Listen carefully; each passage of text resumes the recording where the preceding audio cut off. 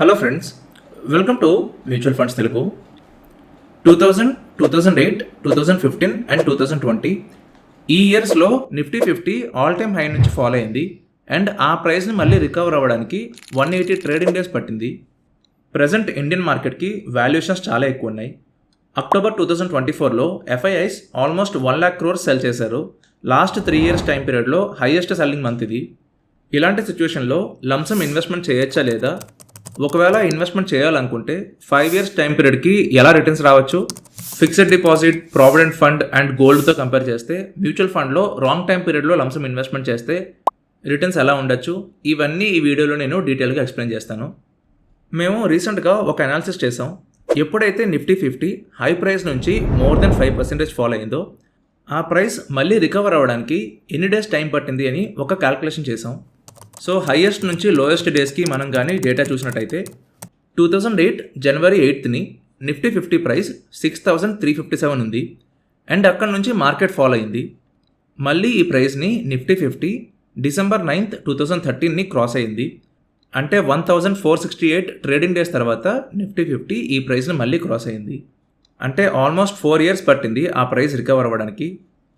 ఆ తర్వాత 10th April 2000 1636 price నుంచి ఫాల్ స్టార్ట్ అయింది అండ్ ఆ ప్రైస్ని 914 డేస్ తర్వాత 2003 December 1st రికవర్ అయింది. దీని తర్వాత 2015 March 4th 9,119 ప్రైస్ నుంచి ఫాల్ స్టార్ట్ అయింది అండ్ ఆ ప్రైస్ని 500 డేస్ తర్వాత 2017 March 14th రికవర్ అయింది. అలాగే 1996 June 17th 1203 ప్రైస్ నుంచి ఫాల్ స్టార్ట్ అయింది అండ్ ఆ ప్రైస్ రికవర్ అవ్వడానికి 256 డేస్ పట్టింది. అంటే ఆల్మోస్ట్ 1 year టైం తీసుకుంది ఆ ప్రైస్ రికవర్ అవ్వడానికి. అలాగే 2004 Jan 9th 2014 ప్రైస్ నుంచి మార్కెట్ ఫాల్ స్టార్ట్ అయింది అండ్ ఆ ప్రైస్ 235 డేస్ తర్వాత 2004 December 15th ఆ ప్రైస్ రికవర్ అయింది. సిమిలర్గా కోవిడ్లో కూడా మార్కెట్ ఫాల్ అయింది. 2020 Feb 14th 12,246 నుంచి మార్కెట్ ఫాల్ స్టార్ట్ అయింది అండ్ ఆ ప్రైస్ రికవర్ అవ్వడానికి 181 డేస్ టైం పట్టింది.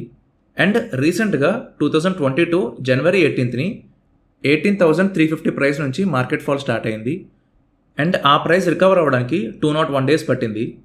సో ఇలా హిస్టారికలీ మార్కెట్ చాలాసార్లు మోర్ దెన్ 5% ఫాల్ అయింది. కొన్నిసార్లు 1 dayకే ప్రైస్ రికవర్ అయిపోయింది, కొన్నిసార్లు చాలా గ్యాప్ పట్టింది. సో మోర్ దెన్ 5% ఫాల్ అంటే అది 10% అవ్వచ్చు, 20% అవ్వచ్చు, 50% అవ్వచ్చు, 60% కూడా అవ్వచ్చు. సో అనాలిసిస్కి మెయిన్ రీజన్ 5% ఫాల్ కాదు, మార్కెట్ కానీ ఫాల్ అయితే ఆ ప్రైస్ మళ్ళీ రికవర్ అవ్వడానికి ఎన్ని డేస్ టైం పట్టొచ్చు అని మీకు తెలియడానికి ఈ అనాలిసిస్ చేసాం. అలాగే 2003లో మార్కెట్ కానీ చూసినట్టయితే ఇక్కడ చాలాసార్లు వీ షేప్ రికవరీ ఉంది. ప్రజెంట్ ఎలాగైతే మనకి మార్కెట్ కండిషన్ ఉందో సిమిలర్ కండిషన్ ఇక్కడ మనం చూడొచ్చు. ఎప్పుడైతే మార్కెట్ ఫాలో అవుతుందో అక్కడ ఇమీడియట్గా బయింగ్ జరుగుతుంది. ఇక్కడ చార్ట్ కానీ చూసినట్టయితే ఇక్కడ మీకు లైన్స్ కనిపిస్తున్నాయి కదా, వీటిని టైల్స్ అంటారు. సో టైల్ ఎప్పుడు కనిపిస్తుందంటే మార్కెట్ ఫాలో అవుతున్నప్పుడు ఎవరైనా ఇమీడియట్గా బై చేస్తే అక్కడ మనకి టైల్ ఫామ్ అవుతుంది. 2006 జూన్లో, 2007 మార్చ్లో, 2007 జూలైలో ఇక్కడ మనకి టైల్స్ కనిపిస్తున్నాయి. సో మార్కెట్ ఫాలో అవుతుంది అండ్ వెంటనే ఎవరో ఒకరు బై చేస్తున్నారు. అండ్ ఫైనలీ 2008లో మార్కెట్ ఫాల్ స్టార్ట్ అయింది. ఈవెన్ 2008లో మీరు చూసినట్టయితే ఇక్కడ కూడా లాంగ్ టైల్ ఫామ్ అయింది, అంటే అక్కడ కూడా మంచి బయింగ్ జరిగింది. బట్ ఆ సెల్లింగ్ ప్రెషర్కి ఆ బయింగ్ సరిపోలేదు, సో ఫాల్ అనేది కంటిన్యూ అయిపోయింది. సో హిస్టారికల్ డేటా కానీ చూసినట్టయితే మార్కెట్ కానీ ఫాలో అయితే వర్స్ట్ కేస్లో మనకి యావరేజ్గా 181 డేస్ పడుతుంది ఆ ప్రైస్ మళ్ళీ రికవర్ అవ్వడానికి.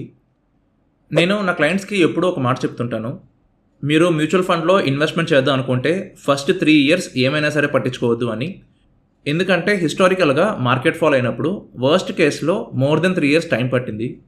ఇలాంటి కేసులో ప్యానిక్ అయిపోయి ఫండ్స్ సెల్ చేసే కంటే మార్కెట్ ఫాల్ వచ్చినప్పుడు అడిషనల్గా ఎక్కువ ఇన్వెస్ట్మెంట్ చేసుకుంటే ఫ్యూచర్లో ఇంకా ఎక్కువ రిటర్న్స్ వస్తాయి. సో మ్యూచువల్ ఫండ్లో వర్స్ట్ కేసులో మీకు బ్రేక్ ఈవెన్ రావడానికి 3 years టైం పడుతుంది. 3 years తర్వాత మార్కెట్ ఫాల్ వచ్చినా సరే ఆ లాస్ మీకు ప్రాఫిట్ మీద ఉంటుంది తప్ప మీ క్యాపిటల్ మీద అయితే ఉండదు. సో మీ ఇన్వెస్ట్మెంట్ అమౌంట్ కంప్లీట్గా సేఫ్ అవ్వడానికి 3 years టైం పడుతుంది. మ్యూచువల్ ఫండ్ ఇన్వెస్టర్స్ ఒక యావరేజ్ ఇన్వెస్ట్మెంట్ స్పాన్ కానీ చూసినట్టయితే ఓన్లీ 30% ఇన్వెస్టర్స్ మాత్రమే మోర్ దెన్ 3 years టైం పీరియడ్కి ఇన్వెస్ట్మెంట్ చేస్తున్నారు. రిమైనింగ్ 70% ప్రాఫిట్స్ కోసం ఇన్వెస్ట్ చేస్తారు, మార్కెట్ ఫాల్ వస్తే బయటికి వెళ్ళిపోతారు.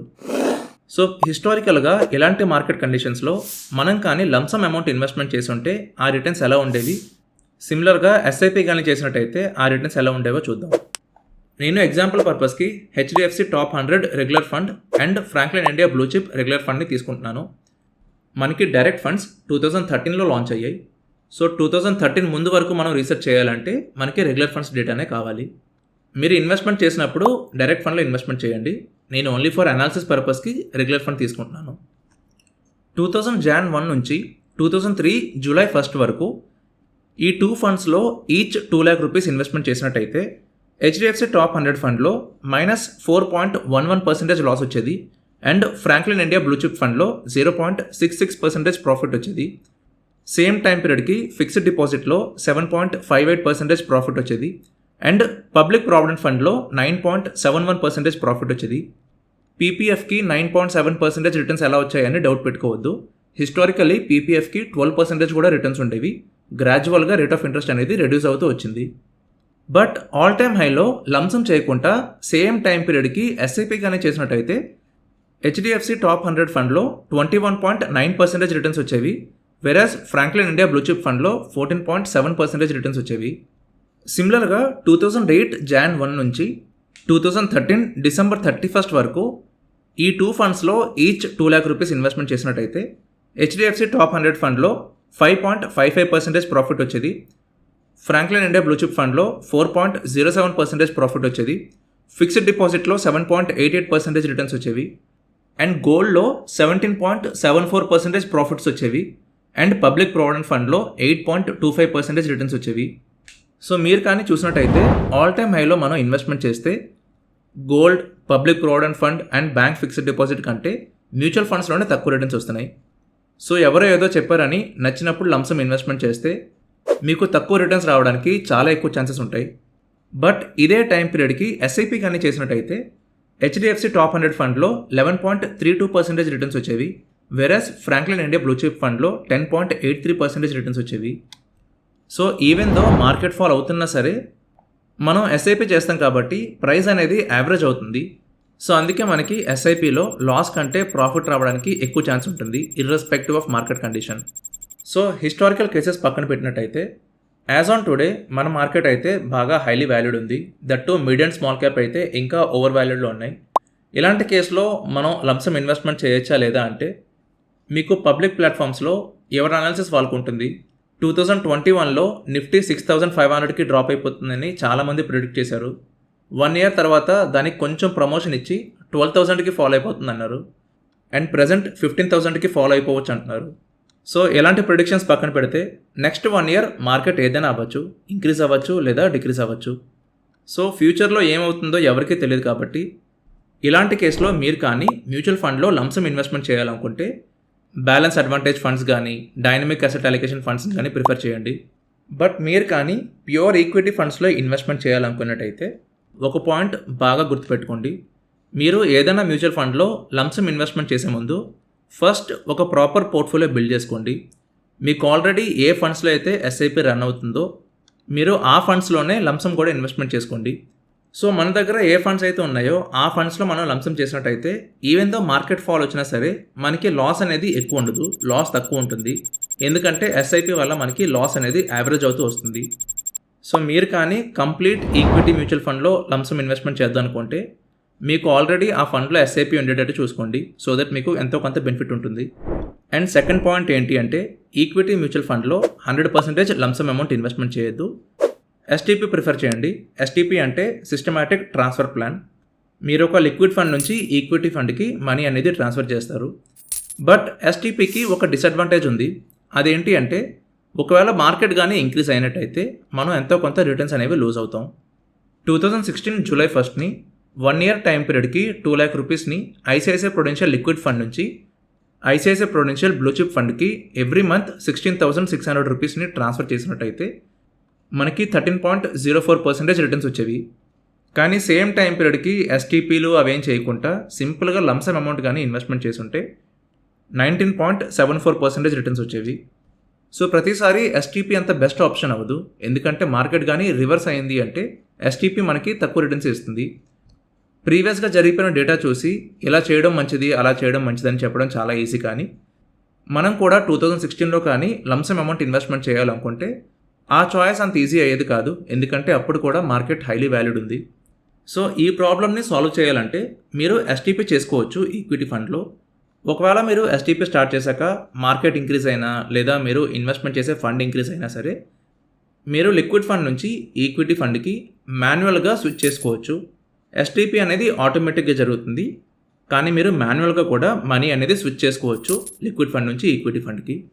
ఈ స్ట్రాటజీ యూజ్ చేసుకుంటే మీకు ఎస్టీపీ నుంచి మంచి రిటర్న్స్ వస్తాయి. సో ప్రజెంట్ ఉన్న మార్కెట్ కండిషన్స్లో మీకు తక్కువ రిస్క్ కావాలంటే బ్యాలెన్స్ అడ్వాంటేజ్ ఫండ్స్ లేదా డైనమిక్ అసెట్ అలొకేషన్ ఫండ్స్ని ప్రిఫర్ చేయండి. బట్ మీరు రిస్క్ తీసుకునే కేపబిలిటీ ఉంది అంటే ఎస్టీపీ చేసుకోండి. ఎస్టీపీ చేసుకున్నాక మార్కెట్ కానీ ఇంక్రీజ్ అవుతుందంటే మీరు స్విచ్ చేసుకోవచ్చు. లేదు మార్కెట్ ఫాలో అవుతుందంటే ఎస్ఐపి రన్ అవుతుంది, అలాగే ఎస్టీపీ కూడా రన్ అవుతుంది. ప్రైస్ యావరేజ్ అవుతుంది. సో మార్కెట్ రికవర్ అవుతున్నప్పుడు మీకు చాలా మంచి రిటర్న్స్ వస్తాయి.